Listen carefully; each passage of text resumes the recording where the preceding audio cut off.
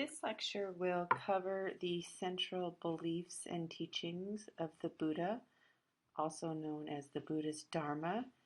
As we have already seen in the life of the Buddha, Dharma has a lot of complex meanings, but when we're talking about Buddhism, Dharma simply means the teachings of the Buddha. So what were those teachings? The primary material for those teachings comes from the Dharma Chakra Pravartana Sutra, or his first sermon. This is where Buddha laid out the essentials to his beliefs and teachings. First of all, I want to start with this cartoon of a Buddhist compliment. I want to start with this, and I'll add also a quote from Alan Watts, which says, "A scholar tries to learn something every day. A student of Buddhism tries to unlearn something daily." I want to start with that because a central tenet of Buddhist philosophy and teachings is that there is no truth with a capital T. And in fact, the final analysis, the historical Buddha found that the source of our suffering often comes from our preconceived ideas. So, that being said, I want you to unlearn, but first of all, I want you to learn the basics of the Buddha Dharma. It comes back to the Buddha's two awakenings. The first awakening was when Siddhartha becomes disillusioned with pleasures, with these external and material delights. We read about this in the life of the Buddha. For example, how can it be right for a wise man to accept kinship that is delusion's dwelling place? For a kingdom is charming yet full of dangers, like a golden castle that is on fire, like exquisite food that's mixed with poison, like a lotus pond filled with crocodiles. So as you can see, Buddha was disillusioned with the pleasures that he found in the palace where he grew up. He had everything he could possibly want, yet this wasn't enough. And in fact, he recognized that this was the very source of his suffering. So his second awakening came later. This was when he, after his fasting with the guru and the Shramanas, and he came to the conclusion that that also wasn't the final answer he was looking for. And that's when he sat down, was tempted by Mara, and he awoke to the nature of conditioned reality. This is when he became known as the Buddha, or the awakened one. This is referred to as a second awakening. And when Buddha sat down to discover what this life is all about, he didn't sit down to answer an ontological question about being. What kind of being am I? Where did we come from? These were not the questions that interested him. Rather, he wanted to know, what does it feel like to be? What is the nature of existence? And he found three marks of existence. Anicca, the first one, this refers to impermanence. What Buddha found is that nothing remains permanent. We could sit here and try to stop all possible change, but of course change will continue to happen. And this continual change is always going on, even though it's imperceptible to the eye. For example, you might walk by a particular tree every day on your way to class, and it seems that that tree is the same as it was yesterday, but of course there are imperceptible changes that have occurred. It's probably lost some leaves, perhaps grown some new leaves. It's either a little more dry or a little more wet, and everything in the world is this way. It's characterized by impermanence. Nothing can stay the same from moment to moment. The second mark of existence is referred to as anatman. This will often be translated as no self or no soul, but it was quite even bigger concept than that. What Buddha found was that all of life seems to not have a core substance, that there's this insubstantiality. There's no essential self. For example, if I look at my own self, Holly, who is Holly? And I say, well, here's my arm. Well, the arm's not Holly. Well, then I say, well, my brain must be Holly. And it's like, no, well, my brain isn't Holly. It's my brain. And the Buddha says, well, maybe there is no Holly. Maybe Holly is a label we come up with to designate a certain set of interrelated parts. And that all things are like this, that there is no such thing as a room. but rather a room is comprised of walls, ceiling, ground, empty space, perhaps tables and chairs, but that there's no essential core or substance to any of it, that it's all sort of randomly put together and then has a label put on it. And the problem is we take the label of self or holly or room and take that to have its own existence, and therefore we react to it as if it were of substance, when in fact at its core it is insubstantial. The third mark of existence, what it means to be, that Buddha found, is dukkha. Dukkha is often translated as suffering, but suffering is a bit misleading. I prefer discontentment, or if we want to stick with our I theme, we could say insatiability, that feeling that we can never get enough of what we don't need. So we think if I were just to get this job, then I would be happy. Or if I'm just to finish this semester, well, then I can relax. But then after the semester ends, then something else comes up. And so you think, well, when I just finish this degree, then I can relax. But you finish your degree and then something's like, well, now what? And then, well, if I just get a job, well, then if this job just gives me health insurance. And it seems as if there's never end to this insatiability. It's described by Buddha as being like a boil, that the scratching, when you scratch a boil, it just makes it worse. It makes you want to itch it more. And trying to satisfy ourselves from external things is very much like scratching a boil. So that's what he said. And just this quote will be offered from the primary source. Monks, just as the wise accept gold after testing it by heating, cutting, and rubbing it, so are my words to be accepted after examining them, but not out of respect for me. So what Buddha is saying here is that he's not trying to get you to believe in what he taught, that these are the true beliefs, now you must believe them because you trust me. No, he thinks, test it for yourself.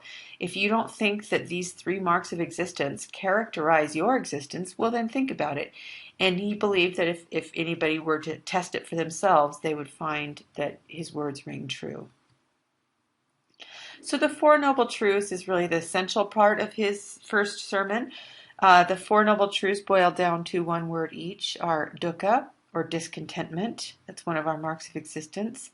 Trishna, that our discontentment is caused by our thirst. Nirvana, that there is possible a cessation to this thirst and this discontentment, and that this cessation can be completed through marga, the way or the path. So let's look at each of those with the primary source quote for each of them. You can read the quote on your own, but thinking about dukkha or discontentment, to break it down a little farther, we can think in terms of three categories of dukkha.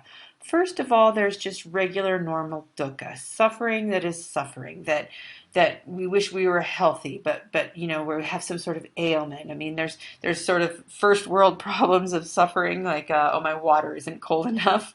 But then there's obviously much more serious forms of suffering, such as disease and death and losing loved ones, and anything that sort of makes us feel this discontentment about life. This is just sort of straight up dukkha. And then there's viparinama dukkha, or the discontentment that arises due to realizing the impermanence of everything. That it makes one very uncomfortable, that everything is always changing. People feel nervous at work because there are a lot of layoffs happening. They're not sure if they'll be able to continue to pay their mortgage and keep in their house. They're not sure if their loved one is going to stay with them or if their child is going to live a healthy life. And so the fact that everything is always changing leads to sort of this angst about life, and this creates this discontentment or viparinama dukkha. The third category of dukkha relates to anatman. And this comes from the recognition or the reality that everything is made up of component parts, samskara. There is no central core to everything, but rather everything is only component parts. And so when you deconstruct that, it can almost lead to a sense of nihilism or this sense of existential angst that we don't really know what our purpose in life is, that there's not some identity that we find, but rather we're making decisions and constructing our identity as we go, that creates this sort of angst or samskara dukkha. So, how does one get a hold of all this angst and this discontentment and this sort of being uncomfortable in our own skins? Well, first of all, Buddha, the second noble truth he taught was that this discontentment, all three forms of that, arises from Trishna. Trishna, the most basic translation, is thirst. It's this craving for good things and trying to avoid the bad things. You can read the quote here yourself. It's supposed to say now this, not know this. But the three components of Trishna are raga, dvesha, and moha. And all of them are sort of the same thing, but different angles of it. So with raga, this is attraction or love. It's trying to draw things towards us that make us feel better. So it's trying to get a new car, or trying to have the right ideas, or trying to have the right political beliefs, trying to find a partner that satisfies us, trying to have the perfect number of kids, and then have those kids in the perfect school, and all of those things that we try to attract to us to enhance our lives. That's raga. And dvesha, which is the other side of the coin of attraction, is trying to avoid all the bad things. Don't take that class. I heard it's very hard. Or the reason perhaps we don't talk about death much in our culture is because we have an aversion to it. It's uncomfortable to talk about death. It's uncomfortable to talk about our own impending suffering that's going to come in the future. And so we try to avoid it. And then moha is delusion. That's really at the source of both of them, and that's specifically the delusion that our happiness and sadness comes from the external world. And therefore, this fundamentally flawed way of approaching the world, of trying to attract the good and avoid the bad, that comes from moha or delusion.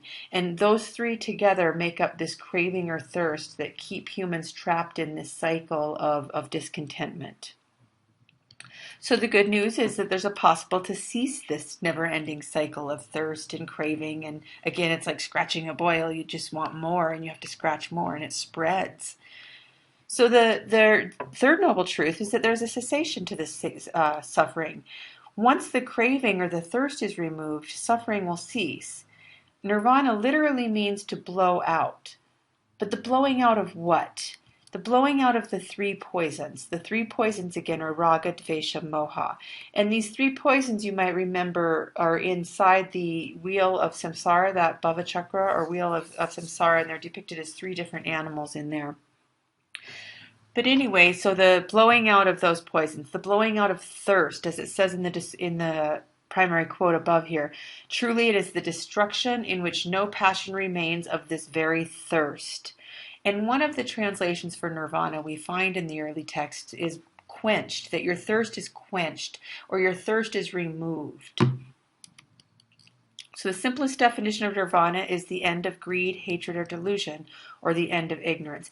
Nirvana most definitely is not an otherworldly destination. It cannot be compared to the Christian heaven or some place that you go, but rather nirvana is more of a state of mind.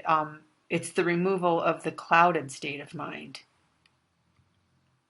So how does one attain nirvana? How does one reach that state of cessation of suffering? Well, it's by following the path or marga. And this is the eightfold path, which consists of the 8 things listed here. But perhaps a better way to think of the eightfold path is to divide it into 3 categories that are mutually dependent on each other. That we have the prajna or wisdom, so one works on having the right view, the right effort at having that right view. And then there's shila or morality, and then there's samadhi or meditation. And I'll just show you a diagram to think of the eightfold path with those 3 branches. That shila you can see on the bottom, or morality, is probably the one that's most basic to start with, because right speech means like no lying, say kind things. Right action means don't cause harm to others. Right livelihood is find a job and career that doesn't cause harm to living beings. And so those things are pretty easy to incorporate basic morality. And that incorporating that morality will help one on the prajna and samadhi paths. But likewise, by practicing right meditation and right effort and working on the right view and the right resolve, one can also improve one's natural morality in the world as well. So all 3 of these branches of the Eightfold Path work together. And the best way to think of the Eightfold Path is this Buddhist nun, Robina Kutten, talks about it being your own therapist. And I think that she's right to say that that's what the historical Buddha is teaching here, is to watch one's own thoughts, to watch one's own speech, to take care of keeping your own side of the street clean. And that's really the core to his basic teachings about how to cease suffering. So that concludes this lecture on the Buddhist Dharma. Obviously, your reading materials will supplement this, but I hope the lecture has been helpful in getting these concepts to be more relatable. As always, email me if you have any questions, and thank you.